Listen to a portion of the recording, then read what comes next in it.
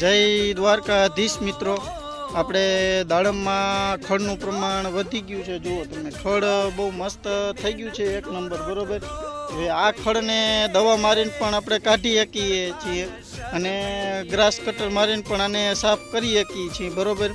પણ આપણે એવો વિચાર કર્યો છે કે આપણે જે કોઈને ગાય ભેંસ ઢોર જે હોય એ પણ આ ખડ લઈ જઈ અને એના ઢોરાને ધરવી શકે.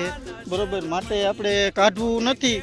માટે જે ગામમાં કે ગમ્યા હોય એને આ વાઢીને લઈ જવું હોય ખડ તો લઈ જઈ શકે છે. કન્ડિશન એક જ રહેવાની છે મારા ભાઈ, કે એને છે ને આપણે દાંતેડું લઈને આવવાનું નથી, હાથેથી ખડ લેવાનું છે. એનું કારણ છે કે ડ્રીપની નળી કપી જાય તો નુકસાની લાગે છે. બરોબર.